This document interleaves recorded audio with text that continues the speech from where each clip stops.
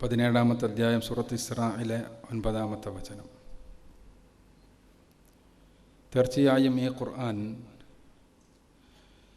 മനുഷ്യരെ ഏറ്റവും ചൊവ്വായ, ഏറ്റവും ശരിയായ മാർഗത്തിലൂടെ നയിക്കുന്നു.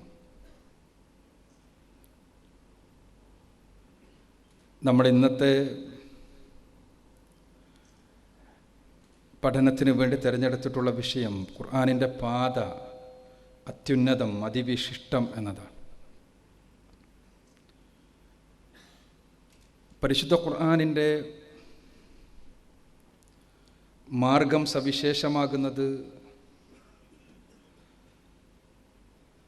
അതൊരു നല്ലൊരു മാർഗം ലോകത്തിൻ്റെ മുന്നിൽ പ്രദാനം ചെയ്യുന്നത് കൊണ്ട് മാത്രമല്ല, മറിച്ച് അതല്ലാത്ത മറ്റൊരു മാർഗം മനുഷ്യർക്ക് നന്മ ലഭിക്കുവാൻ, മനുഷ്യർക്ക് ശാന്തി ലഭിക്കുവാൻ, മനുഷ്യർക്ക് ആത്യന്തികമായി രക്ഷ ലഭിക്കുവാൻ ഇല്ലാത്തത് കൊണ്ടാണ്. അതുകൊണ്ടാണ് ഖുർആൻ, പരിശുദ്ധ ഖുർആനിൻ്റെ മാർഗത്തെ ലോകത്തിൻ്റെ മുന്നിൽ ഉയർത്തി കാണിച്ചുകൊണ്ട്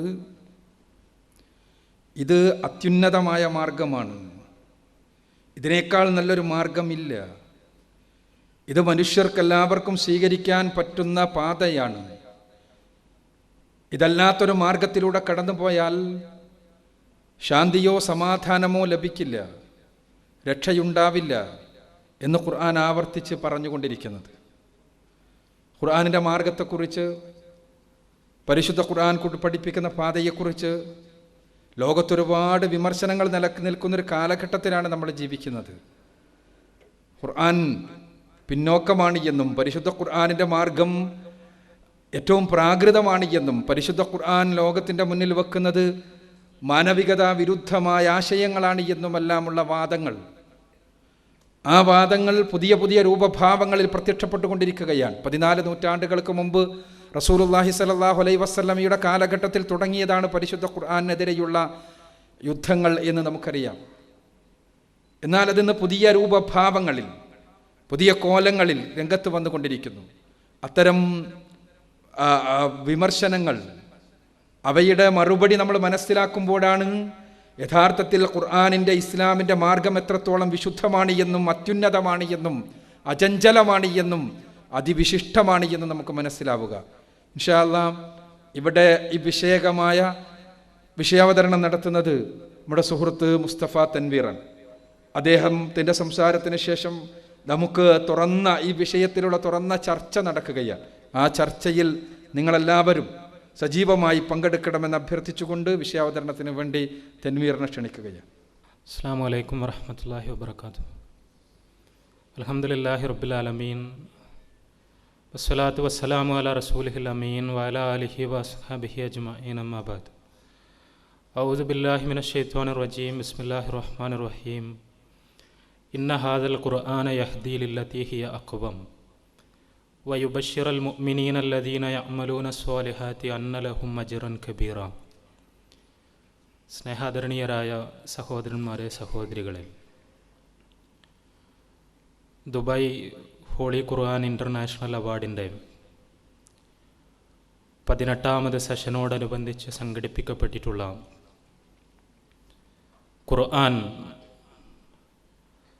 ഖുർആനിൻ്റെ പാത അത്യുന്നതം, അതിവിശിഷ്ടം എന്ന തലക്കെട്ടിലുള്ള പ്രഭാഷണ പരിപാടിയിലാണ് അള്ളാഹുവിൻ്റെ അനുഗ്രഹത്താൽ നമ്മളിന്ന് ഒരുമിച്ച് കൂടിയിട്ടുള്ളത്. വിജയിക്കുക മനുഷ്യരുടെ എല്ലാവരുടെയും ലക്ഷ്യമാണ്. വിജയിക്കുവാൻ ആഗ്രഹമില്ലാത്ത മനുഷ്യരാരുമില്ല. വിജയിക്കാനുള്ള മാർഗം എന്താണ് എന്ന ചർച്ചയ്ക്ക് സഹസ്രാബ്ദങ്ങളുടെ പഴക്കമുണ്ട്. എങ്ങനെ വിജയിക്കാമെന്ന ചോദ്യം നാം ജീവിച്ചുകൊണ്ടിരിക്കുന്ന കാലത്ത് ഏറ്റവും അധികം ആവർത്തിക്കപ്പെട്ടുകൊണ്ടിരിക്കുന്ന ചോദ്യമാണ്. വ്യക്തിപരമായി എങ്ങനെ വിജയിയാകാമെന്ന ചോദ്യത്തെ അഭിമുഖീകരിച്ചുകൊണ്ട് വ്യക്തിത്വ വികസന രംഗത്തെ വിദഗ്ധന്മാർ നൂറുകണക്കിന് പുസ്തകങ്ങൾ ശാസ്ത്രീയമായ ഗവേഷണങ്ങളുടെ വെളിച്ചത്തിൽ എഴുതിക്കൊണ്ടിരിക്കുകയാണ്. മുതലാളിത്ത സമ്പദ് വ്യവസ്ഥതയിൽ അധിഷ്ഠിതമായൊരു ലോകക്രമത്തിൽ ഓരോരുത്തരും വിജയിക്കുവാൻ പരിശ്രമിച്ചു കൊണ്ടിരിക്കുന്നു. ജീവിതത്തിൽ പരമാവധി നേട്ടങ്ങൾ കൊയ്യാൻ വേണ്ടി പരിശ്രമിച്ചു കൊണ്ടിരിക്കുന്നു. പക്ഷേ നമ്മുടെ കാലഘട്ടത്തിൻ്റെ ദുരന്തം വിജയത്തിലേക്കുള്ള ഈ യാത്രയിൽ മൂല്യങ്ങൾ മുഴുവൻ ബലി കഴിക്കപ്പെടുന്നു എന്നതാണ്. വിജയിക്കണം എന്ന ചിന്ത മാത്രമേ മനുഷ്യനുള്ളൂ. എങ്ങനെ വിജയിക്കണം എന്ന ചോദ്യം ആധുനിക മനുഷ്യനെ സംബന്ധിച്ചിടത്തോളം അപ്രധാനമാണ്. വിജയത്തിലേക്ക് എത്തിപ്പെടാൻ എന്ത് മാർഗവും സ്വീകരിക്കുകയും ആ മാർഗത്തിലുള്ള തടസ്സങ്ങൾ നീക്കുവാൻ എന്ത് അധാർമികതയും ചെയ്യാൻ മുതിരുകയും ചെയ്യുന്നൊരു പരുവത്തിലേക്ക് നിർഭാഗ്യവശാൽ മനുഷ്യരെത്തിപ്പെട്ടിരിക്കുന്നു. പരിശുദ്ധ റമദാനിൻ്റെ ദിനരാത്രങ്ങളിലൂടെ കടന്നുപോയിക്കൊണ്ടിരിക്കുന്ന ഈ സമയത്ത് കഴിഞ്ഞ 4-5 ദിവസങ്ങളായി ഗസ്സാ മുനമ്പിൽ നിന്ന് നമ്മൾ കേട്ടുകൊണ്ടിരിക്കുന്നത് വിജയിക്കാൻ വേണ്ടിയുള്ള പരിശ്രമങ്ങൾ നടത്തുന്ന ഒരു രാഷ്ട്രത്തിൻ്റെ ആക്രമണങ്ങളിൽ ജീവിതം തകർന്നുപോയ ഉമ്മമാരുടെ, പെങ്ങന്മാരുടെ, മക്കളുടെ ദീനരോദനങ്ങളാണ്. അവിടെ മറ്റൊരു രാജ്യത്തിനുമേലൊരു ജനതയ്ക്കുമേൽ അധീശത്വം സ്ഥാപിക്കുവാൻ, തങ്ങളുടേതായ സാമ്രാജ്യത്വത്തിൻ്റെ അസ്ഥിവാരങ്ങൾ ഉറപ്പിക്കുവാൻ, തങ്ങളുടെ വംശത്തിന് വിജയിക്കുവാൻ മനുഷ്യത്വരഹിതമായ മാർഗങ്ങൾ ഉപയോഗിക്കുന്ന ഒരു രാഷ്ട്രത്തിൻ്റെ തലച്ചോറിനെയാണ് ഫലസ്തീനിലെ ഗസ്സാ മുനമ്പിൽ നമ്മൾ കഴിഞ്ഞ 4 ദിവസമായി കണ്ടുകൊണ്ടിരിക്കുന്നത്. അരനൂറ്റാണ്ട് കാലമായി നമ്മൾ നിരന്തരമായി കേട്ടുകൊണ്ടിരിക്കുന്ന വാർത്തകൾ. ഞാൻ സൂചിപ്പിക്കുന്നത്, വിജയിക്കണം എന്ന് പറയുമ്പോൾ എങ്ങനെയാണ് വിജയിക്കേണ്ടത് എന്ന ചോദ്യത്തിന് എന്ത് രീതിയിലും തനിക്കാവശ്യമായ നേട്ടങ്ങൾ മുഴുവൻ കൊയ്തെടുക്കുകയാണ് വിജയത്തിൻ്റെ മാർഗം എന്ന് മനുഷ്യർ വിചാരിക്കുന്നു. അവിടെ അരുത് മനുഷ്യ എന്ന് പറയാനുള്ളത് വേദഗ്രന്ഥങ്ങളാണ്. മനുഷ്യ, നിനക്ക് വിജയിക്കണം എന്നത് ശരിയാണ്. പക്ഷേ വിജയം എന്നതിൻ്റെ അർത്ഥം കേവലമായ ഭൗതിക വിഭവങ്ങളുടെ സമൃദ്ധിയാണ് എന്ന് നീ ഒരിക്കലും തെറ്റിദ്ധരിക്കരുത്. ആ ഭൗതിക വിഭവങ്ങളുടെ സമൃദ്ധിക്ക് വേണ്ടി എന്ത് തോന്നിവാസവും ചെയ്യാമെന്ന് നീ വിചാരിക്കരുത്. അങ്ങനെ ഏത് തോന്നിവാസത്തിൻ്റെ മാർഗത്തിലൂടെയും നീ എത്തിപ്പെടുന്ന ഭൗതികമായ സമൃദ്ധി ആത്യന്തികമായി നിനക്ക് നഷ്ടമായിരിക്കുമെന്ന വസ്തുത നീ വിസ്മരിക്കരുത് എന്ന് ലോകത്തോട് പറയാൻ വേണ്ടിയാണ് പ്രപഞ്ചനാഥൻ വേദഗ്രന്ഥങ്ങൾ അവതരിപ്പിച്ചത്. വിജയം എന്ന് പറയുന്നത് ജീവിതത്തിലെ ധർമ്മനിഷ്ഠയാണ് എന്ന് പറയാൻ വേണ്ടി. ആത്യന്തികമായ വിജയം ജീവിതത്തിൽ മൂല്യബോധം മുറുകെ പിടിക്കുന്നവർക്കാണ് എന്ന് പറയാൻ വേണ്ടി, അത് മനുഷ്യരെ പഠിപ്പിക്കാൻ വേണ്ടിയാണ് യഥാർത്ഥത്തിൽ വേദഗ്രന്ഥങ്ങൾ മുഴുവൻ അവതീർണമായത്. പരിശുദ്ധ ഖുർആൻ ഇക്കാര്യം സൂചിപ്പിക്കുന്നുണ്ട്. ഖുർആനിലെ 2-ാമത്തെ അധ്യായം സൂറത്തുൽ ബഖറയിലെ 213-ാമത്തെ വചനത്തിൽ വേദഗ്രന്ഥങ്ങളുടെ അവതരണ ലക്ഷ്യത്തെക്കുറിച്ച് പ്രതിപാദിച്ചുകൊണ്ട് പ്രപഞ്ചനാഥൻ പറഞ്ഞു. അവിടെ മാനവ ചരിത്രത്തെക്കുറിച്ച് പ്രതിപാദിക്കുകയാണ് പരിശുദ്ധ ഖുർആൻ. കാനന്നാസു ഉമ്മത്തൻ വാഹിദ, മനുഷ്യർ ഒരൊറ്റ സമുദായമായിരുന്നു, മനുഷ്യർ വലിയ ഐക്യത്തിലായിരുന്നു. എന്നാൽ പിന്നീട് അവർ ഭിന്നിച്ചുപോയി. അവർ ധർമാധർമ്മങ്ങളുടെ കാര്യത്തിൽ ഭിന്നിച്ചുപോയി. ജീവിതത്തിൽ മുറുകെ പിടിക്കേണ്ട മൂല്യങ്ങൾ ഏതൊക്കെയാണ് എന്ന കാര്യത്തിൽ അവർക്കിടയിൽ അഭിപ്രായ വ്യത്യാസങ്ങളുണ്ടായി. ഫബഅത്തല്ലാഹുൻ നബിയ്യീന മുബശ്ശിരീന വമുൻദിരീൻ, ആ സമയത്ത് പടച്ചതമ്പുരാൻ അവർക്കിടയിലുള്ള അഭിപ്രായ വ്യത്യാസങ്ങളിൽ വിധി കൽപ്പിക്കുന്നതിന് വേണ്ടി പ്രവാചകന്മാരെ നിയോഗിച്ചു. ആ പ്രവാചകന്മാർ അവർക്ക് സന്തോഷ വാർത്ത അറിയിച്ചു. മനുഷ്യരെ, മൂല്യങ്ങൾ മുറുകെ പിടിക്കുന്നവർക്കാണ് വിജയം. അതോടൊപ്പം അവർക്ക് താക്കീത് നൽകുകയും ചെയ്തു. മനുഷ്യരെ, മൂല്യങ്ങൾ ബലി കഴിക്കുന്നവർക്കാണ് പരാജയം. മൂല്യങ്ങൾ ബലി കഴിച്ചുകൊണ്ട് ജീവിതത്തിൽ തൻ്റെ ലക്ഷ്യം നേടിയെടുക്കാൻ വേണ്ടി പരിശ്രമിക്കുമ്പോൾ പരാജയത്തിലേക്കാണ് മനുഷ്യരെ നിങ്ങൾ പോകുന്നത്. മൂല്യങ്ങൾ മുറുകെ പിടിച്ചുകൊണ്ട് ഭൗതികമായ സുഖങ്ങൾ ത്യജിക്കേണ്ടി വന്നാൽ പോലും ആത്യന്തികമായി വിജയത്തിലേക്കാണ് നിങ്ങൾ സഞ്ചരിക്കുന്നത് എന്ന് പറയാൻ വേണ്ടി പ്രവാചകന്മാരെ നിയോഗിച്ചു. ആ പ്രവാചകന്മാർക്ക് പടച്ചതമ്പുരാൻ വേദഗ്രന്ഥങ്ങൾ അവതരിപ്പിച്ചു കൊടുത്തു. വഅൻസല മാഅഹുമുൽ കിതാബ ബിൽ ഹഖ്, സത്യം സത്യമായി ജനങ്ങളെ പഠിപ്പിക്കുവാനുള്ള വേദഗ്രന്ഥങ്ങൾ പടച്ചതമ്പുരാൻ അവരിലൂടെ അവതരിപ്പിച്ചു. ലിയഹ്കുമ, അവർക്കിടയിൽ വിധി കൽപ്പിക്കാൻ അവർ ഭിന്നിച്ചു പോയ വിഷയങ്ങളിൽ. ഇവിടെ വേദഗ്രന്ഥങ്ങളുടെ അവതരണ ലക്ഷ്യത്തെക്കുറിച്ചാണ് പരിശുദ്ധ ഖുർആൻ സൂചിപ്പിക്കുന്നത്. അങ്ങനെ ഒരുപാട് വേദഗ്രന്ഥങ്ങൾ ലോകത്തേക്ക് കടന്നു വന്നു. പക്ഷേ ആ വേദഗ്രന്ഥങ്ങളൊന്നും അവയുടെ ആത്മാവോടുകൂടി, അവയുടെ യഥാർത്ഥത്തിലുള്ള അക്ഷരങ്ങളോടുകൂടി ഇന്ന് ലോകത്ത് നിലനിൽക്കുന്നില്ല. ഇന്ന് മനുഷ്യനോട് മൂല്യങ്ങളെക്കുറിച്ച് സംസാരിക്കുവാൻ, ദൈവികമായ അധ്യാപനങ്ങളെക്കുറിച്ച് സംസാരിക്കുവാൻ, മൂല്യങ്ങൾ മുറുകെ പിടിക്കുവാൻ അവനെ പ്രേരിപ്പിക്കുവാൻ ഒരു വേദഗ്രന്ഥം മാത്രമേ അവശേഷിക്കുന്നുള്ളൂ. ലോകത്തേക്ക് മനുഷ്യരെ ധർമ്മബോധമുള്ളവരാക്കാൻ വേണ്ടി കടന്നു വന്ന വേദഗ്രന്ഥങ്ങളുടെ കൂട്ടത്തിൽ അവസാനത്തെ വേദഗ്രന്ഥമായ പരിശുദ്ധ ഖുർആൻ മാത്രമാണ് അവതരിപ്പിക്കപ്പെട്ട രൂപത്തിൽ അതിൻ്റെ ആത്മാവും അക്ഷരങ്ങളും സംരക്ഷിക്കപ്പെട്ടുകൊണ്ട് ഇന്ന് ലോകത്ത് നിലനിൽക്കുന്നത്. പരിശുദ്ധ ഖുർആൻ അള്ളാഹുവിൻ്റെ വചനമാണ് എന്ന് നമുക്കറിയാം. പ്രപഞ്ചരക്ഷിതാവിൽ നിന്ന് അവതീർണമായ ദിവ്യ വെളിപാടുകളുടെ സമാഹാരം. പരിശുദ്ധ ഖുർആനിനെ സ്വയം പരിചയപ്പെടുത്തിയിട്ടുള്ളത് അങ്ങനെയാണ്. ഖുർആനിലെ 26-ാമത്തെ അധ്യായം സൂറത്തു ശുഅറയിലെ 192-ാമത്തെ വചനം, വഇന്നഹു ലതൻസീലു റബ്ബിൽ ആലമീൻ, നിശ്ചയമായും ഈ ഖുർആൻ പ്രപഞ്ചരക്ഷിതാവിൽ നിന്ന് അവതീർണമായ വചനങ്ങളുടെ സമാഹാരമാണ്. ഇതേ കാര്യം പരിശുദ്ധ ഖുർആൻ വേറെ വാക്കുകളിൽ ആവർത്തിച്ചു. ഖുർആനിലെ 32-ാമത്തെ അധ്യായം സൂറത്തു സജദയിലെ 1-2 വചനങ്ങളിൽ, തൻസീലുൽ കിതാബ് ലാ റൈബ ഫീഹി മിൻ റബ്ബിൽ ആലമീൻ, നിശ്ചയമായും ഈ ഗ്രന്ഥത്തിന്റെ അവതരണം യാതൊരു സംശയവുമില്ല പ്രപഞ്ചരക്ഷിതാവായ അള്ളാഹുവിൽ നിന്നാണ്. ഇതേ കാര്യം ഖുർആൻ വീണ്ടും ആവർത്തിക്കുന്നത് നമുക്ക് കാണാൻ കഴിയും. ഖുർആനിലെ 36-ാമത്തെ അധ്യായം സൂറത്തു യാസീനിലെ 1 മുതൽ 5 വരെയുള്ള വചനങ്ങളിൽ, യാസീൻ വൽ ഖുർആനിൽ ഹക്കീം ഇന്നക ലമിനൽ മുർസലീൻ അലാ സിറാത്തിൻ മുസ്തഖീം തൻസീലൽ അസീസിർ റഹീം. അവിടെ പരിശുദ്ധ ഖുർആൻ പ്രപഞ്ചരക്ഷിതാവിൽ നിന്ന് അവതീർണമായ വചനങ്ങളുടെ സമാഹാരമാണ് എന്ന് ഖുർആൻ ആവർത്തിക്കുന്നു. ഖുർആനിൽ 55-ാമത്തെ അധ്യായം സൂറത്തു റഹ്മാനിലെ 1-2 വചനങ്ങൾ, അർ റഹ്മാൻ അല്ലമൽ ഖുർആൻ, റഹ്മാനായ പരമകാരുണ്യകനായ പ്രപഞ്ചരക്ഷിതാവാണ് അള്ളാഹുവാണ് മനുഷ്യനെ ഖുർആൻ പഠിപ്പിച്ചത് എന്ന് പരിശുദ്ധ ഖുർആൻ അവിടെ പ്രഖ്യാപിക്കുന്നു. ഇവിടെയെല്ലാം പ്രപഞ്ചരക്ഷിതാവിൽ നിന്നുള്ള വചനങ്ങളുടെ സമാഹാരമാണ് പരിശുദ്ധ ഖുർആൻ എന്ന വസ്തുത ഖുർആൻ സ്വയം വ്യക്തമാക്കുകയാണ്. ഈ പ്രപഞ്ചരക്ഷിതാവിൽ നിന്ന് അവതീർണമായ വചനങ്ങളുടെ സമാഹാരം അന്ത്യനാൾ വരെ സംരക്ഷിക്കുമെന്നതും പരിശുദ്ധ ഖുർആനിലൂടെ പ്രപഞ്ചനാഥൻ തന്നെ നൽകിയ വാഗ്ദാനമാണ്. ഖുർആനിലെ 15-ാമത്തെ അധ്യായം സൂറത്തുൽ ഹിജ്റിലെ 9-ാമത്തെ വചനം, ഇന്നാ നഹ്നു നസ്സൽന ദിക്റ വ ഇന്നാ ലഹു ലഹാഫിളൂൻ, തീർച്ചയായും നാമാണ് ഈ പരിശുദ്ധ ഖുർആൻ അവതരിപ്പിച്ചിരിക്കുന്നത്, അതിനെ നാം തന്നെ സംരക്ഷിക്കുകയും ചെയ്യും എന്ന് പരിശുദ്ധ ഖുർആനിലൂടെ പ്രപഞ്ചരക്ഷിതാവ് മാനവരാശിക്ക് വാഗ്ദാനം ചെയ്യുകയാണ്.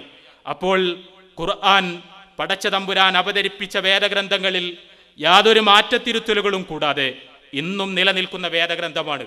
ആ വേദഗ്രന്ഥത്തിന്റെ സജീവത നമ്മളെ അത്ഭുതപ്പെടുത്തും. ലോകത്തൊരുപാട് മതഗ്രന്ഥങ്ങളുണ്ട്. പക്ഷേ ലോകത്ത് ജീവിച്ചിരിക്കുന്ന ഒരു മതഗ്രന്ഥം അത് പരിശുദ്ധ ഖുർആൻ മാത്രമാണ് എന്ന് നമുക്ക് പറയേണ്ടി വരും. ഖുർആനിനെ കുറിച്ച് നമ്മൾ ആലോചിക്കുക. ഖുർആൻ എന്ന പദത്തിനർത്ഥം വായന എന്നും വായിക്കപ്പെടുന്നത് എന്നുമാണ്.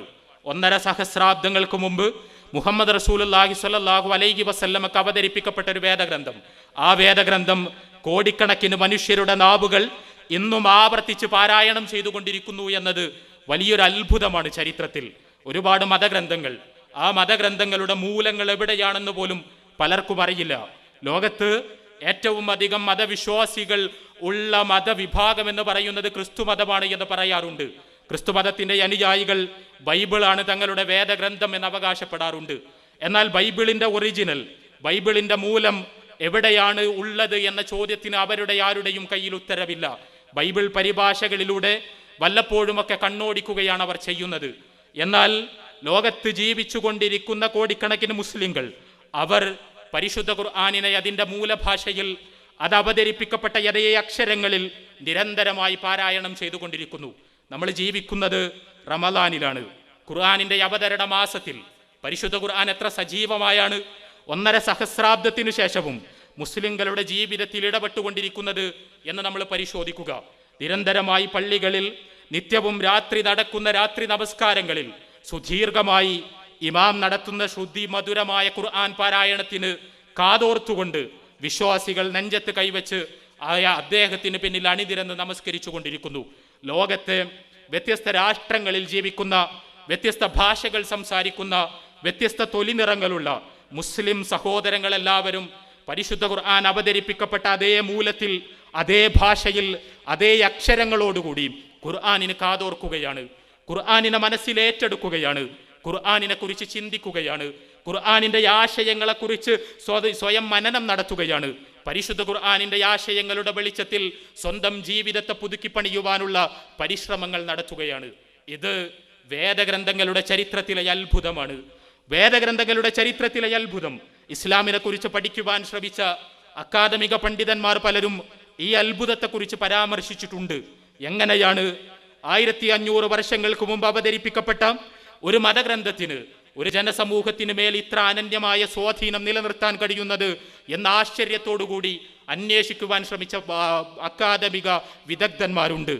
ആധുനികത എന്ന് പറയുന്നത് മതത്തോടുള്ള വിടപറച്ചിലാണ് എന്നും ആധുനിക സംസ്കാരം എന്ന് പറയുന്നത് മതഗ്രന്ഥങ്ങളെ കുപ്പത്തൊട്ടിയിലെറിയലാണ് എന്നും മനസ്സിലാക്കി വെച്ചിട്ടുള്ള ബുദ്ധിജീവികളുടെ മുമ്പിൽ ഒരു ജനസമൂഹം ഒരു വേദഗ്രന്ഥത്തെ നെഞ്ചോട് ചേർത്ത് അതിലെ ആശയങ്ങളെയും അക്ഷരങ്ങളെയും താലോലിച്ച് നിത്യേന അത് പാരായണം ചെയ്ത് തങ്ങളുടെ മക്കളെ അത് മനഃപ്പാഠമാക്കുവാൻ വേണ്ടി പാഠശാലകളിലേക്ക് പറഞ്ഞയച്ച് അതിനെ എല്ലാവിധത്തിലും ആഘോഷിച്ചു കൊണ്ടിരിക്കുന്ന പ്രതിഭാസം യഥാർത്ഥത്തിൽ മതഗ്രന്ഥങ്ങളുടെ ചരിത്രത്തിൽ സമാനതകളില്ലാത്തതാണ്. അവിടെ ഖുർആനിലൂടെ ദൈവം തമ്പുരാൻ നൽകിയ സംരക്ഷണ വാഗ്ദാനമാണ് പുലരുന്നത്. ഇന്നാ നഹ്നു നസ്സൽന ദിക്റ വ ഇന്നാ ലഹു ലഹാഫിളൂൻ എന്ന സംരക്ഷണ വാഗ്ദാനം. തീർച്ചയായും നാം അവതരിപ്പിച്ച ഈ വേദഗ്രന്ഥത്തെ ധർമാധർമ്മ വ്യവച്ഛേദനത്തിനു വേണ്ടി, മനുഷ്യരെ മൂല്യങ്ങൾ പഠിപ്പിക്കുന്നതിനു വേണ്ടി ലോകാവസാനം വരെ നിലനിർത്തുമെന്ന പടച്ചതമ്പുരാന്റെ പ്രഖ്യാപനമാണ്. യഥാർത്ഥത്തിൽ ഖുർആനിന്റെ ഈ സംരക്ഷണ വാഗ്ദാനമാണ് നമ്മുടെ ചുറ്റും പുലർന്നുകൊണ്ടിരിക്കുന്നത് എന്നതാണ് സത്യം. ഖുർആൻ മനുഷ്യനോട് പറയുന്ന അടിസ്ഥാനപരമായ ഒരു കാര്യമുണ്ട്. അത് മനുഷ്യന്റെ വിജയവുമായി ബന്ധപ്പെട്ടൊരു വസ്തുതയാണ്. ആരാണ് വിജയിച്ചവൻ എന്ന ചോദ്യത്തിന് അധികാരമുള്ളവൻ എന്ന് ഉത്തരം പറയുന്നവരുണ്ട്. ആരാണ് വിജയിച്ചവൻ എന്ന ചോദ്യത്തിന് സമ്പത്ത് കുന്നുകൂട്ടിയവൻ എന്ന് ഉത്തരം പറയുന്നവരുണ്ട്. ആരാണ് വിജയിച്ചവൻ എന്ന ചോദ്യത്തിന് മാദകമായ സൗന്ദര്യമുള്ളവൻ എന്ന് ഉത്തരം പറയുന്നവരുണ്ട്. പക്ഷേ ഖുർആൻ മനുഷ്യരുടെ മുഴുവൻ ഹൃദയങ്ങളോട് സംവദിച്ചുകൊണ്ട് അവനെ ബോധ്യപ്പെടുത്തുന്ന ഒരു യാഥാർത്ഥ്യം വിജയം ഇതൊന്നുമല്ല എന്നാണ്. മനുഷ്യാസ്തിത്വത്തിന്റെ അടിസ്ഥാനപരമായ സവിശേഷതകളെ കുറിച്ച് സംസാരിച്ചുകൊണ്ടാണ് പരിശുദ്ധ ഖുർആനിലെ 91-ാമത്തെ അധ്യായം സൂറത്തു ഷംസിലെ 7 മുതൽ 10 വരെയുള്ള വചനങ്ങളിൽ മനുഷ്യ വിജയത്തിന്റെ നിദാനങ്ങളെക്കുറിച്ച് ഖുർആൻ സംസാരിക്കുന്നത്. വനഫ്സിൻ വമാ സവ്വാഹ ഫഅൽഹമഹാ ഫുജൂറഹാ വതഖ്വാഹ ഖദ് അഫ്ലഹ മൻ സക്കാഹ വഖദ് ഖാബ മൻ ദസ്സാഹ എന്നാണ് പരിശുദ്ധ ഖുർആൻ അവിടെ പറയുന്നത്. ഖുർആൻ മനുഷ്യരോടായി പറയുകയാണ്, വനഫ്സിൻ വമാ സവ്വാഹ, നിങ്ങളുടെ പ്രകൃതി, മനുഷ്യന്റെ പ്രകൃതി, മനുഷ്യാത്മാവിന്റെ പ്രകൃതം, അത് പടച്ച തമ്പുരാൻ സംവിധാനിച്ച രീതി തന്നെയാണ് സത്യം. നിങ്ങളുടെ പ്രകൃതിയെ, നിങ്ങളുടെ മനസ്സിനെ, നിങ്ങളുടെ ആത്മാവിനെ, നിങ്ങളുടെ അസ്തിത്വത്തെ സംവിധാനിച്ച നിങ്ങളുടെ രക്ഷിതാവാണ് നിങ്ങളോട് സംസാരിക്കുന്നത്. ഫഅൽഹമഹാ ഫുജൂറഹാ വതഖ്വാഹ, നിങ്ങളുടെ ആത്മാവിന് 2 അവസ്ഥകൾ അവൻ സൃഷ്ടിച്ചിരിക്കുന്നു. ഒന്ന് തോന്നിവാസത്തിന്റെ അവസ്ഥയാണ്, രണ്ടാമത്തേത് തഖ്വയുടെ അവസ്ഥയാണ്. തഖ്വയുടെയും തോന്നിവാസത്തിന്റെയും അവസ്ഥകൾ നിങ്ങളുടെ ആത്മാവിനുണ്ട്. ഖദ് അഫ്ലഹ മൻ സക്കാഹ, അവിടെ ആരാണോ തോന്നിവാസത്തിന്റെ അവസ്ഥയിൽ നിന്ന് രക്ഷപ്പെട്ട് തഖ്വയുടെ അവസ്ഥയിലേക്ക് തന്റെ ആത്മാവിനെ കൊണ്ടുപോയവൻ അവനാണ് വിജയിച്ചവൻ. സ്വന്തം ആത്മാവിനെ സംസ്കരിച്ചവനാരോ അവനാണ് വിജയിച്ചവൻ എന്ന് പരിശുദ്ധ ഖുർആൻ പ്രഖ്യാപിക്കുന്നു. ഫഖദ് ഖാബ മൻ ദസ്സാഹ, അതിനെ ആത്മാവിനെ മലിനമാക്കിയവനാണ് നിർഭാഗ്യമടഞ്ഞവൻ, അവനാണ് യഥാർത്ഥത്തിൽ പരാജയപ്പെടുന്നവൻ എന്ന് പരിശുദ്ധ ഖുർആൻ ഇവിടെ സൂചിപ്പിക്കുകയാണ്. ഇത് മനുഷ്യന്റെ വിജയത്തെക്കുറിച്ചുള്ള പുതിയൊരു പാഠമാണ്, പുതിയൊരു കാഴ്ചപ്പാടാണ്. തഖ്വയുള്ളവരാണ് വിജയിക്കുന്നത് എന്നാണ് പരിശുദ്ധ ഖുർആൻ പറയുന്നത്. തഖ്വ എന്ന് പറയുന്നത് വളരെ എളുപ്പത്തിൽ നമ്മളെല്ലാവരും പറഞ്ഞു പോകുന്നൊരു പദമാണ്. തഖ്വയുള്ളവരാകണം എന്ന് പ്രഭാഷണങ്ങളിൽ നമ്മൾ ആവർത്തിച്ച് സൂചിപ്പിക്കാറുണ്ട്. യഥാർത്ഥത്തിൽ തഖ്വയുടെ മാനങ്ങളെക്കുറിച്ച് നമുക്കറിയുന്നതിനേക്കാൾ ഇസ്ലാമിന്റെ ശത്രുക്കൾക്ക് അറിയുമോ എന്ന് നമുക്ക് തോന്നിപ്പോകും. യഥാർത്ഥത്തിൽ ഖുർആൻ ഉയർത്തിപ്പിടിക്കാൻ ആവശ്യപ്പെടുന്ന തഖ്വ എന്ന ജീവിത നിലപാടിനോടാണ് മുതലാളിത്ത